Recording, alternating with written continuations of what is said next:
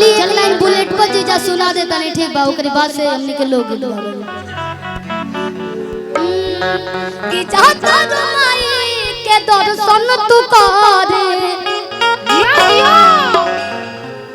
मने के एगो कान छेद वाली बक्का को कान छेद में बड़ो 6 गो अतना ना गाने में के पहले बड़ो देखिए कान टूट मत जाओ बचिया हो साली कहो तरी आजकल इंस्टा के जमाना चलता है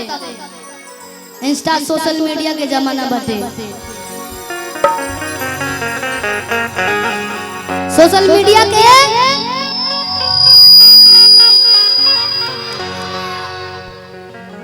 जीजा जी कहो तनी कैसे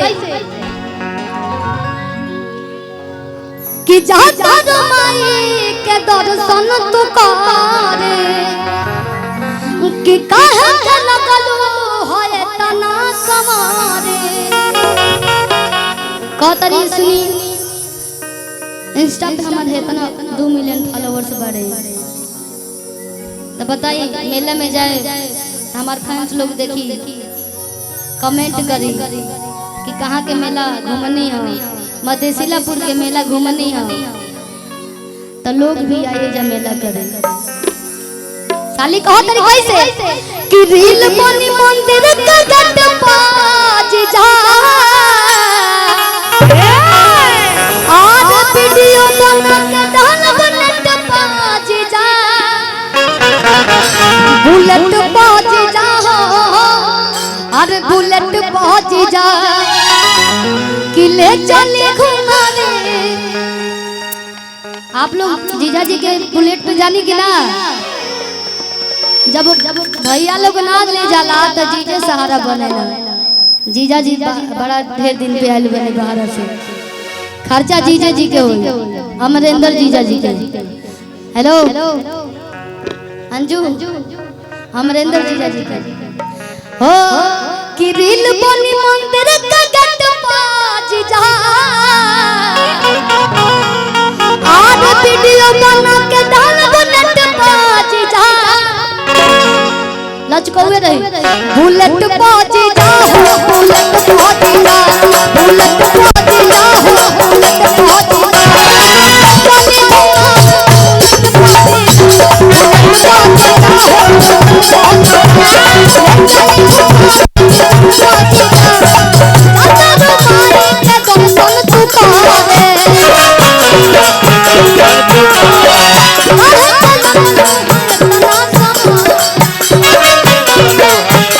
Come on.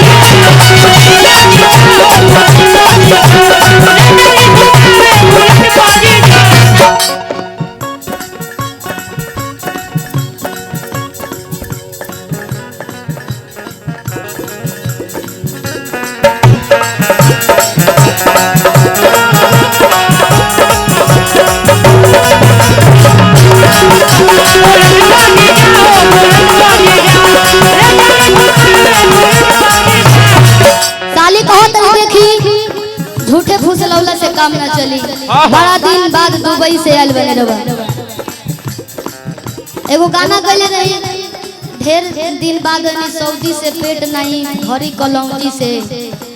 जीजाजी मिजाजी बनी जी गाना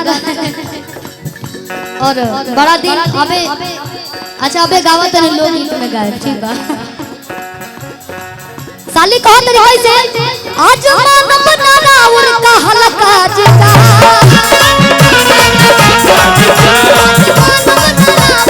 टूट गन के तेरा जवानी हलका जीता ए बेरी हम सिलापुर के मेला जइबे करब जइबे करब छोड़ब ना आज मानव नारा और का हलका जीता टूट गन के तेरा जवानी हलका जीता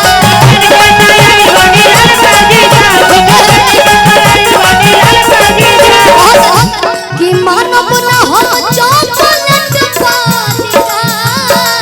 दिया दिया आहे तना में मेला ना होई हमरा से आई रखी रहुआ आजकल कोनो सामान जिलेबी के 100 रुपया पारे बना 120 रुपया हो गए पेमेंट कुछ ना मिली है रखी आजकल केहू मेला कर जाता तो 500,000 से नीचे नहीं के देके जात मेला करे हम 550 टकिया से हम ना जे मेला करे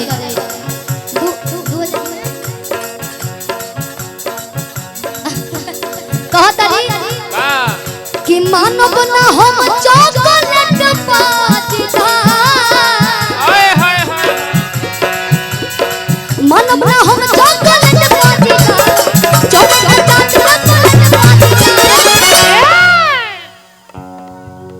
कि मानव ना हम चॉकलेट पाजीता दिया दिया कि चौमिन चाट के पलट पाजीता